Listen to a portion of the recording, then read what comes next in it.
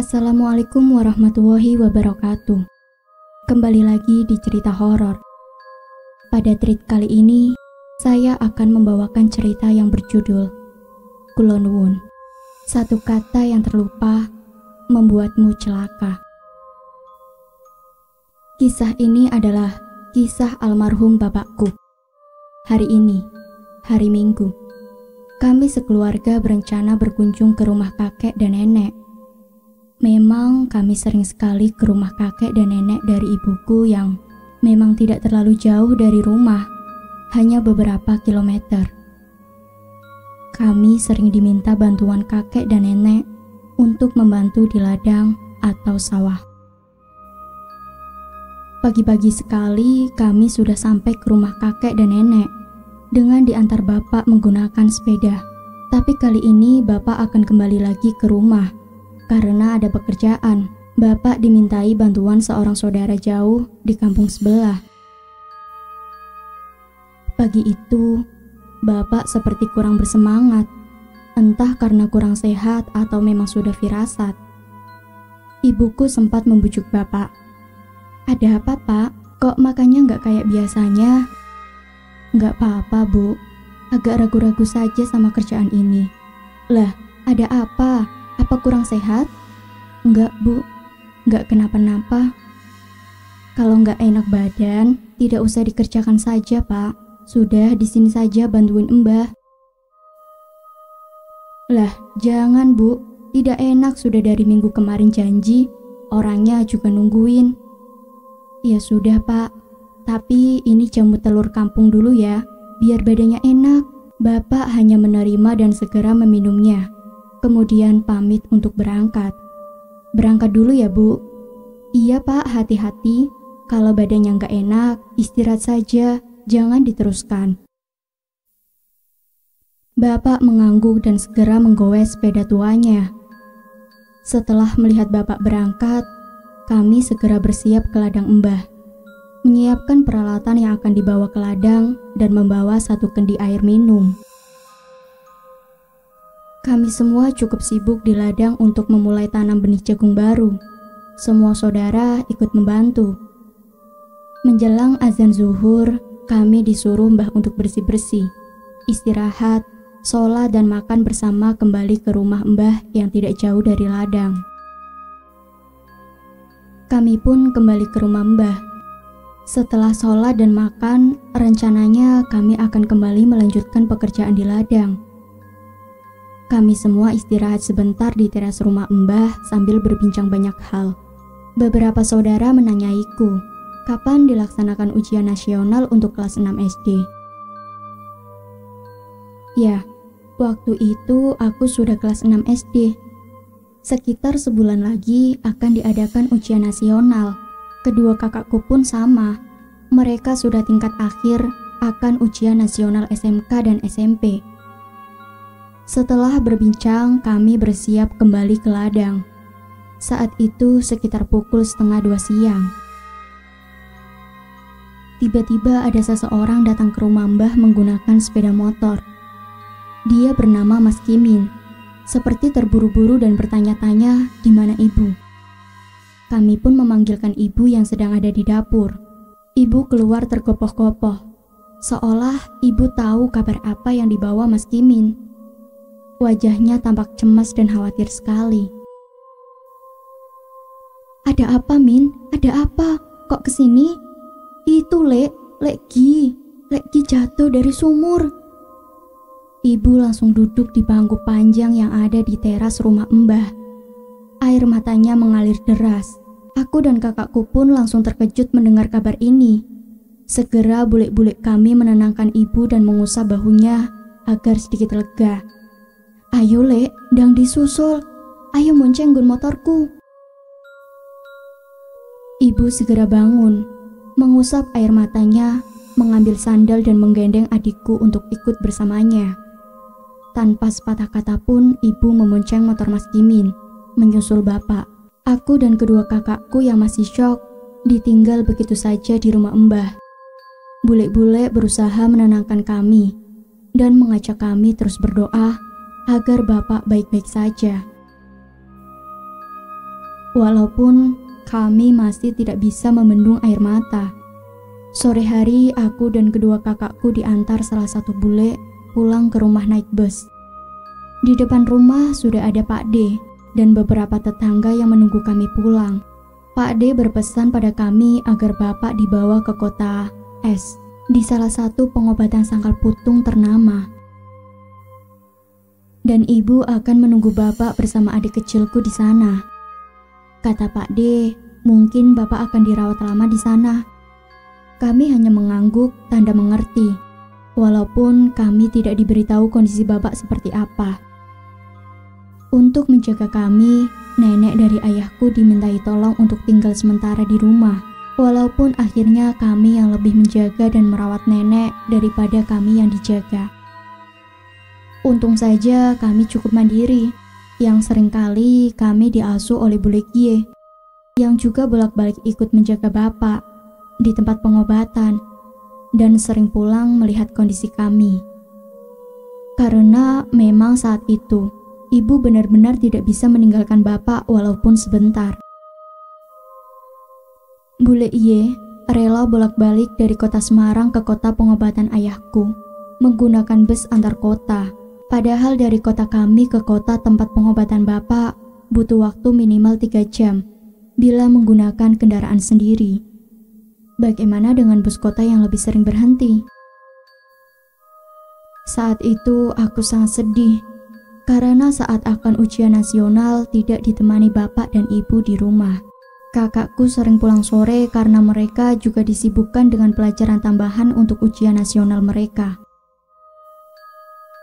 Cukup lama Bapak berada di tempat pengobatan. Bahkan, aku dan kakakku nyaris tak bisa ke sana. Aku cukup beruntung diajak sekali ke sana bebarengan dengan warga yang akan membesuk Bapak dengan menyewa mobil angkutan kota. Itu pun karena mereka kasihan melihatku. Sampai di sana, aku melihat Bapak yang terbaring di ranjang kayu. Kedua kakinya dibalut dan nampak sangat besar. Masih terlihat seperti cairan merah darah merembes dari balutan itu. Karena masih harus sekolah, aku ikut pulang bersama warga. Sebulan lebih kami menunggu Bapak pulang, berharap Bapak sehat kembali. Bapak akhirnya pulang setelah hampir 1,5 bulan di tempat pengobatan. Tapi Bapak belum benar-benar sehat. Bahkan saat itu, Bapak masih harus dipopong. Bapak memang sudah pulang, walaupun kondisinya masih belum bisa dikatakan baik. Mungkin Bapak, Ibu mengkhawatirkan kami, anak-anaknya yang di rumah. Dan juga biaya hidup di sana dan untuk kami di rumah juga sudah menipis. Ibu mengatakan juga kalau pengobatan di sana sudah tidak sebagus dulu yang orang-orang katakan, karena sudah ganti penerus baru. Kata ibu, Bapak di sana dibiarkan cukup lama. Kakinya hanya dibalut dan disanggep papan. Pernah satu ketika perban kedua kaki Bapak menjadi berbau busuk dan mengeluarkan cairan kuning yang cukup banyak. Ibu sudah berkali-kali memanggil penanggung jawab pengobatan, tapi hanya mengatakan tidak apa-apa. Karena Bapak mengeluhkan rasa nyeri yang dahsyat di kedua kakinya, Ibu memberanikan diri membuka balutan perban. Alangkah terkejutnya, luka Bapak malah memburuk menjadi busuk mengeluarkan nanah. Bahkan, terdapat banyak belatung kecil pada lukanya. Ibu segera berlari memanggil perawat pondok sangkal putung dan menunjukkan luka Bapak yang seperti itu. Karena dirasa perkembangan pengobatannya kurang baik, Ibu dan Bapak memutuskan pulang ke rumah sambil mencari alternatif pengobatan lain. Ibu mengatakan cukup kecewa pada pemilik rumah yang meminta bantuan kepada Bapak. Dari sekian tempat pengobatan, kenapa harus memilih di tempat itu yang sangat jauh dari kota kami? Sedangkan di kota kami ada banyak rumah sakit besar. Pengobatan alternatif juga banyak. Kenapa harus dibawa ke kota lain? Padahal kondisi Bapak saat itu sangat parah. Kedua mata kaki Bapak hancur, Tulang mata kaki sudah tak berbentuk dan mengeluarkan banyak darah. Dan pada saat diajak ke sangkal putung itu, luka kaki bapak yang remuk itu hanya dibalut kain, sehingga darah masih rembes kemana-mana. Yang lebih menyedihkan lagi, bapak dibawa ke kota itu menggunakan mobil bak terbuka dengan kondisi separah itu dan kesakitan. Padahal ke kota itu butuh waktu minimal 3 jam. Bayangkan bagaimana rasa sakitnya. Kedua mata kaki hancur dan dibawa jauh tanpa penanganan medis yang cepat dan tepat. Bukankah ke rumah sakit daerah hanya butuh waktu 10 menit? Kenapa aneh sekali dibawa ke kota lain yang begitu jauh? Kami sekeluarga merasakan kekecewaan ini tanpa bisa bicara banyak pada pemilik rumah. Setelah kembali ke rumah, bapak ibu mencari pengobatan lain. Setelah kembali ke rumah, bapak ibu mencari pengobatan lain ke rumah sakit daerah untuk mengobati luka yang parah dan memanggil tukang pijit khusus tulang bapak. Karena untuk operasi tulang, bapak tak ada biaya.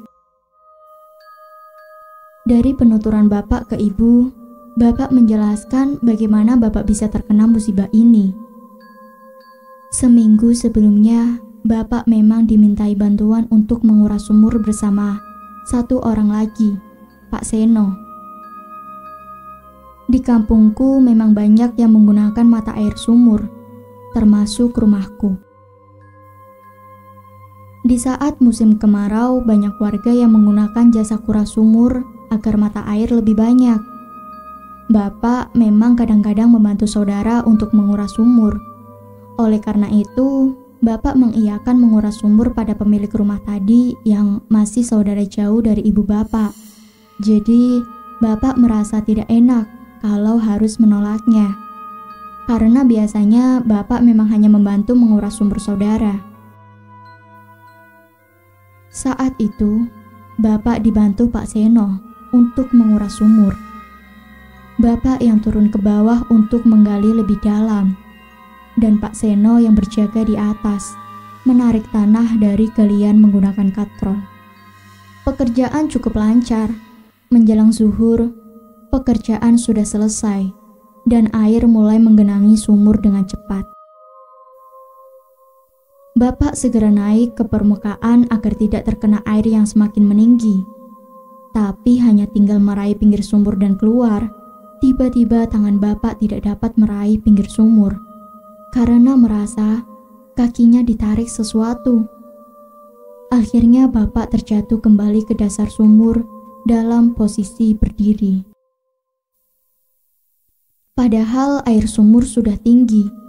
Bapak hampir tenggelam. Air sudah sebatas leher bapak. Bapak segera berteriak memanggil Pak Seno. Pak Seno segera meminta bantuan pemilik rumah dan beberapa warga. Kemudian, bapak dibantu naik ke atas menggunakan tali. Sesampainya di atas, kaki bapak sudah mengeluarkan banyak darah. Mata kakinya hancur, karena bapak jatuh dari sumur yang dalamnya kurang lebih 17-20 meter. Rata-rata sumur di kampungku minimal dalamnya 15 meter. Jika sudah dikuras beberapa musim kemarau, maka akan semakin dalam. Setelah diangkat dari sumur, bapak merasakan setengah sadar. Bapak hanya ingat diangkat dinaikkan ke mobil bak terbuka yang pada saat itu terik matahari pada puncaknya. Kembali ke bapak yang sudah pulang ke rumah. Beberapa hari setelah bapak pulang ke rumah, bapak minta dipanggilkan seorang tukang pijit yang rumahnya dekat dengan rumah ibunya bapak. Sebut saja namanya Mbah Vi. Mbah Vi ini bukan sekedar tukang pijit biasa ternyata. Mbah Vi, tukang pijit yang mendalami ilmu tertentu. Aku juga kurang tahu ilmu apa itu. Katanya dia bisa memijat ya dari ilmu itu. Mbah Vi bisa menerawang seseorang.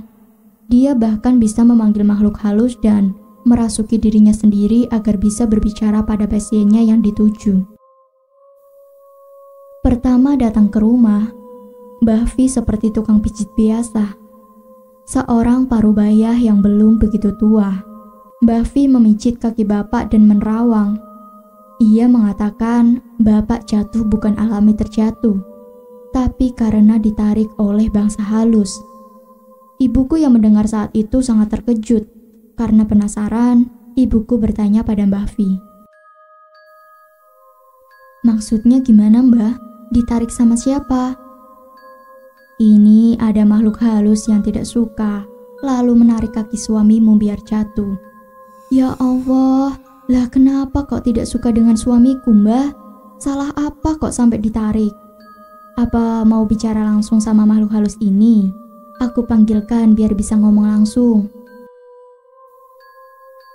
Suara ibu bergetar takut dan khawatir, namun mengiyakan tawaran Mbah Vi. Siapkan rokok. Ibu lalu keluar sebentar untuk membeli rokok ke warung. Setelah mendapatkan rokok, maka diberikanlah rokok itu pada Mbah Vi. Mbah Vi segera memulai pemanggilan makhluk halus tadi. Sebelumnya, Mbah Vi berpesan, jangan terkejut bila gelagat dan suaranya akan berubah. Itu berarti makhluk halus itu sudah menguasai tubuhnya. Beberapa saat kemudian, Mbah Vi tertunduk dan terdiam agak lama.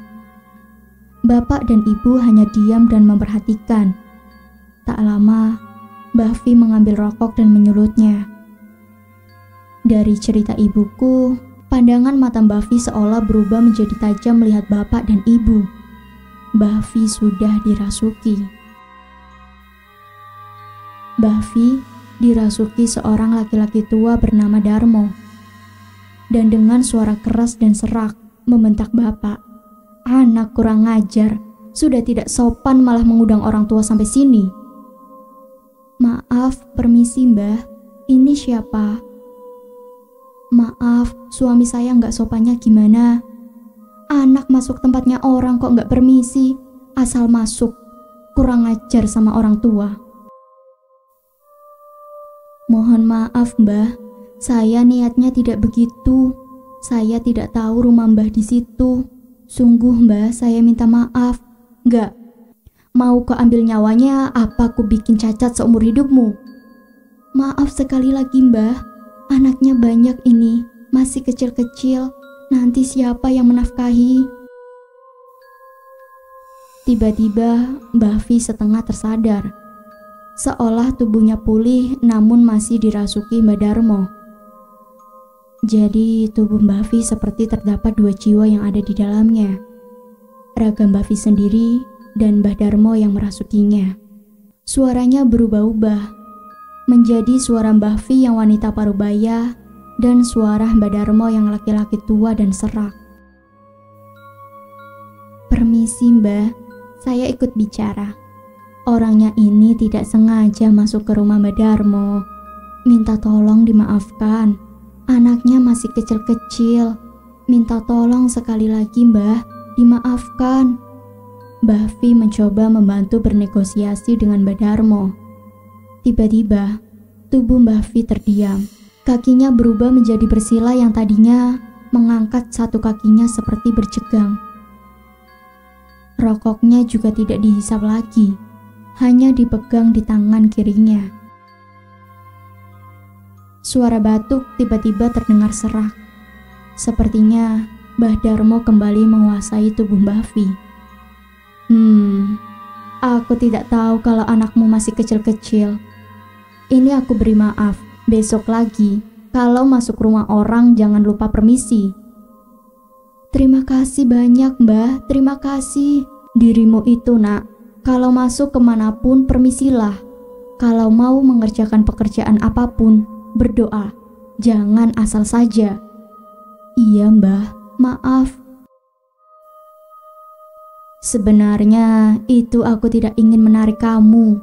Aku mau menarik temanmu yang ada di atas. Ternyata dia punya tameng yang lebih kuat daripada aku." "Iya Mbah, saya mengakui saat itu pikiran saya kosong, lupa berdoa. Biasanya saya selalu bismillah saat memulai apa saja." "Ya sudah nak, sudah terlanjur begini. Aku juga tidak tahu. Besok aku bantu menyembuhkan kakimu pelan-pelan. Iya Mbah, terima kasih. Karena ibuku agak penasaran sama Mbah Darmo ini, ibu memberanikan diri untuk bertanya. Maaf Mbah, Mbah kok bisa rumahnya di situ? Itu kan rumahnya orang di Sumuran. Mbah Darmo yang sudah tidak marah, sejenak terdiam dan mau bercerita. Begini nak, dulu itu aku pejuang. Aku ikut perang merebut kemerdekaan di negara ini. Saat itu ada tentara Jepang yang beroperasi di wilayah ini.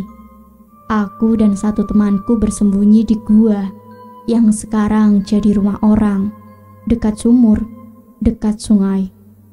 Pas sembunyi, Jepang melemparkan bom. Guanya runtuh. Aku sama temanku mati di gua tertimbun tanah tanpa ada orang yang tahu. Loh, gak ada saudara yang mencari Mbah? Zaman dahulu, bila laki-laki keluar jadi pejuang, bila tidak pulang pasti mati nak. Sudah tidak perlu dicari, malah ikut tertangkap Jepang. Iya Mbah. Ya sudah nak, aku pulang dulu. Kasihan tubuh orang ini kalau lama-lama.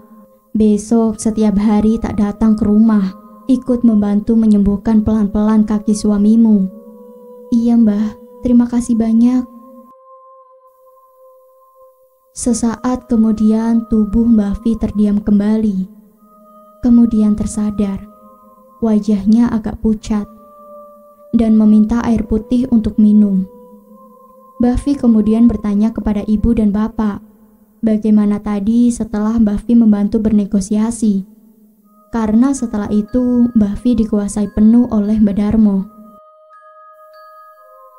Maka ibu menceritakan semua kepada Mbah Vi. Mbah Vi mengangguk tanda mengerti dan mengatakan mungkin Mbah Darmo akan benar datang setiap hari. Mbah Vi juga akan membantu memijit bapak rutin 2 kali seminggu. Setelah itu, hampir setiap hari menjelang atau setelah maghrib, di depan rumah pintu masuk sering tercium bau melati yang sangat tajam. Terkadang juga berbau rokok siong. Dulu ibu sering mengatakan, Mbah Darmo datang mau memijit bapakmu, ayo sini pada masuk. Karena aku saat itu masih tidak paham apa yang dimaksud ibu, aku malah melihat keluar dan mencari seseorang yang disebutkan ibu. Tapi aku tak mendapati siapapun di luar rumah yang datang. Hanya kadang mencium bau melati atau rokok tua. Butuh berbulan-bulan bapak untuk sembuh. Berbulan-bulan bapak tidak dapat berjalan. Ketika lukanya sudah mengering, bapak belajar jalan dengan mengesot untuk merangkak. Bapak masih kesulitan karena lutut juga sakit. Dalam waktu yang lama, bapak baru bisa belajar berjalan lagi menggunakan alat bantu yang dibuatkan Pak D. Sampai akhirnya bapak bisa berjalan tanpa alat bantu. Tapi jalannya menjadi pincang dan diseret pelan. Karena kedua mata kaki bapak hancur, kakinya menjadi seperti besar dan tidak terlihat mempunyai mata kaki. Bila terlalu lama berdiri dan berjalan, kaki bapak juga membengkak. Sampai akhir hayat bapak tahun 2019 kemarin, kondisi kaki bapak masih sama.